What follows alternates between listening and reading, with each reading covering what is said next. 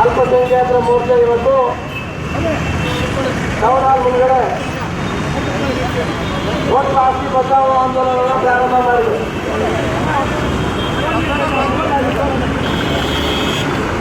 ಇವತ್ತು ಈ vote bank ರಾಜಕಾರಣಕ್ಕಾಗಿ ಬಳಸ್ಕೊಳ್ತಾರೆ. ನಮ್ಮ ವೋಟ್ ಮಾಡಲೇಬೇಕು ಅವರಿಗೆ, ಆದರೆ ಈ ಸಮುದಾಯಗಳ ರಕ್ಷಣೆ ಮಾಡೋದಕ್ಕೆ ಅವರು ಯಾವುದೇ ತಂತ್ರವನ್ನು ಮಾಡೋದಿಲ್ಲ, ಅವರು ಯಾವುದೇ ಅಭಿವೃದ್ಧಿ ಕಾರ್ಯಕ್ರಮಗಳು ಮಾಡೋದಿಲ್ಲ. ಸರ್ಕಾರದ ಉದ್ದೇಶ ಇದೆ ಕಾಂಗ್ರೆಸ್ ಅವರು ಅಧಿಕಾರ ಮಾಡಿದ ಎಲ್ಲ ಸಂದರ್ಭಗಳಲ್ಲಿ ಸಂಪೂರ್ಣವಾಗಿ ಮುಸಲ್ಮಾನರಿಗೆ ಮೂರ್ತಿ ಬೆಳೆ ಹುಟ್ಟುವ ಕೆಲಸ ಮಾಡಿಕೊಂಡು ಮುಸಲ್ಮಾನರ ಆಸ್ತಿಯನ್ನ ಒಟ್ಟು ಆಸ್ತಿಯನ್ನ ಸಾವಿರಾರು ಕೋಟಿಗಳನ್ನ ನೀಡಿದ್ದಾರೆ.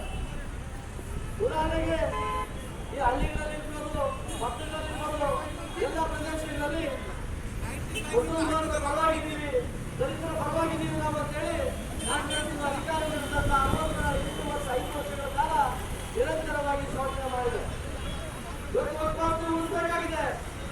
ಇವತ್ತು ಹಿಂದೆ ಭಾರತೀಯ ಜನತಾ ಪಕ್ಷದ ಸರ್ಕಾರದಲ್ಲಿ ಅಲ್ಪಸಂಖ್ಯಾತರ ಮೋರ್ಚಾ ಏನಿತ್ತು, ಮೋರ್ಚಾದ ವರದಿ ಇವತ್ತು ಜಾರಿ ಆಗಬೇಕಾಗಿದೆ. ಇವತ್ತು ಕಮ್ಯುನಿಸ್ಟ್ ಇರ್ಬೋದು, ಇವಾಗೇನು ಅಧಿಕಾರ ನಡೆಸಿದ ಮುಸಲ್ಮಾನ ನಾಯಕರು ಕಾಂಗ್ರೆಸ್ ನಡೆಸಿದವರು ಪೂರ್ಣ ಪ್ರಮಾಣವಾಗಿ ಮುಸಲ್ಮಾನರನ್ನ ಪರಿಗಣಿಸಿರ್ತಕ್ಕಂಥದ್ದನ್ನು ನಾವು ಕಾಣ್ತೇವೆ. ರಾಜಕೀಯವಾಗಿ ಅವರಿಗೆ ಯಾವುದೇ ಸೌಲಭ್ಯಗಳನ್ನ ಒಂದು ಲೆಕ್ಕಕ್ಕೆ ಮಾತ್ರ ಇಟ್ಟು ಯಾವುದೇ ವ್ಯಕ್ತಿಗಳು ಅದರಲ್ಲಿ ಬಂದ ಮುಸಲ್ಮಾನರನ್ನ ಮಾತ್ರ ಲೆಕ್ಕಕ್ಕೆ ತಗೊಂಡು ನಿಜವಾದ ಜನಪರವಾಗಿರ್ತಕ್ಕಂಥ ಮುಸಲ್ಮಾನರನ್ನ ನಾಯಕರನ್ನ ಪರಿಗಣಿಸಿರ್ತಕ್ಕಂಥದ್ದನ್ನು ನಾವು ನೋಡ್ತೀವಿ. ಯಾವುದೇ ಕಾಲದಿಂದ ಕಾಲಕ್ಕೂ ಕಮ್ಯುನಿಸ್ಟ್ ಒಬ್ಬರೇ ಮುಸಲ್ಮಾನ ನಾಯಕರಾಗಿರಬೇಕು, ಜಾಫರ್ ಶರೀಫ್ ಅವರು ಒಬ್ಬರೇ ಇರಬೇಕು ಅಂತಕ್ಕಂಥದ್ದು. ಅಮಾನತ್ ಬ್ಯಾಂಕು ಇವತ್ತು ಹೇಳಿದ್ದಾರೆ. ಇವತ್ತು ಜಾಫರ್ ಶರೀಫ್ ಅವರು ಅದಕ್ಕೇನು ಅರ್ಥ ಆಗಿದೆ ಅದನ್ನು ಕೊಡ್ತಾರೆ. ಅದು ಅಮಾನತ್ ಬ್ಯಾಂಕು ಮುಸಲ್ಮಾನರ ಪರವಾಗಿರ್ತಕ್ಕಂಥ ಒಂದು ಬೇಡಿಕೆಯನ್ನು ಇಟ್ಟಿದ್ದಾರೆ. ಇವತ್ತು ಯಾವುದೇ ಒಂದು ಸರ್ಕಾರದಲ್ಲಿ ಇರ್ತಕ್ಕಂಥ ಗ್ಯಾರಂಟಿಗಳಿರ್ಬೋದು ಅಥವಾ ಒಪ್ಪಾಸ್ತಿಗಳಿರ್ಬೋದು ಎಲ್ಲರ ಒಂದು ಮುಚ್ಚಾಡ್ತಕ್ಕಂಥದ್ದು ಕೆಲವು ಮುಸಲ್ಮಾನ್ ನಾಯಕರು ಕಾಂಗ್ರೆಸ್ನಲ್ಲಿ ಇರ್ತಕ್ಕಂಥವ್ರು.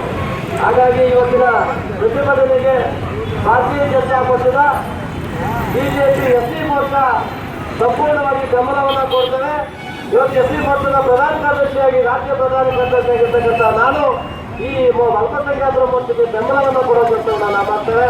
ಅಲ್ಪಸಂಖ್ಯಾತರು ಮತ್ತು ದಲಿತರು ಒಗ್ಗಟ್ಟಾಗಿ ಹೋದ್ರೆ ಇವತ್ತು ಕಾಂಗ್ರೆಸ್ ಅವರು ಬರೀ ನಮ್ಮನ್ನ ವೋಟ್ ಬ್ಯಾಂಕ್ ರಾಜಕಾರಣ ಮಾಡ್ಕೊಂಡು ಬರ್ತಾ ಇದ್ದಾರೆ. ಈ ವೋಟ್ ಬ್ಯಾಂಕ್ ರಾಜಕಾರಣ ಮಾಡ್ತಾ ಇರ್ತಕ್ಕಂಥ ಕಾಂಗ್ರೆಸ್ ಅವರಿಗೆ ಬುದ್ಧಿ ಕಲಿಸಬೇಕಾದ್ರೆ ನಾವು ಅಲ್ಪಸಂಖ್ಯಾತರು ಮತ್ತು ದಲಿತರು ಒಗ್ಗಟ್ಟಾಗಿ ಭಾರತೀಯ ಜನತಾ ಪಕ್ಷವನ್ನು ಬೆಳೆಸಬೇಕಾಗ್ತದೆ. ಇವತ್ತೇನು ನರೇಂದ್ರ ಮೋದಿ ಅವರು ಇವತ್ತು ರಾಷ್ಟ್ರದಲ್ಲಿ ಇವತ್ತು ಆಡಳಿತ ಇರ್ತಾ ಇದ್ದಾರೆ. ಇಡೀ ರಾಷ್ಟ್ರ ನೋಡ್ತಾ ಇದೆ ಇವತ್ತು ಅಲ್ಪಸಂಖ್ಯಾತರ ಪರವಾಗಿ ಏನೆಲ್ಲ ತೀರ್ಮಾನ ತಗೊಂಡಿದ್ದಾರೆ ಅಂತಕ್ಕಂಥದ್ದು. ಇವತ್ತು ಭಾರತೀಯ ಜನತಾ ಪಕ್ಷಕ್ಕೆ ಸದಸ್ಯರಾಗಿರ್ತಕ್ಕಂಥ ಅಲ್ಪಸಂಖ್ಯಾತರು 35 ಲಕ್ಷ ಜನ ಇವತ್ತು ಅಲ್ಪಸಂಖ್ಯಾತರು ಇವತ್ತು ಭಾರತೀಯ ಜನತಾ ಪಕ್ಷಕ್ಕೆ ಸದಸ್ಯರಾಗಿದ್ದಾರೆ.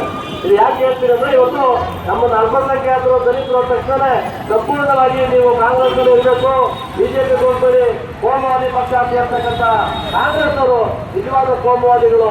ಈ ದಲಿತರನ್ನ ಮತ್ತು ಅಲ್ಪಸಂಖ್ಯಾತರನ್ನ ಫೋಟೋ ಮಾಡ್ಕೊಂಡೇ ಬಂದಿದ್ದಾರೆ.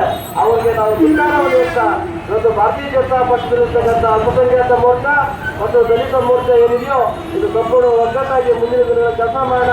ನಮ್ಮ ಬೆಂಬಲ ನಿಮಗಿದೆ ಅಂತ ಹೇಳಿ ನನ್ನ ಮಾತನ್ನ ಮುಗಿಸ್ತೇನೆ. ಜೈ ಭಾರತ್, ಜೈ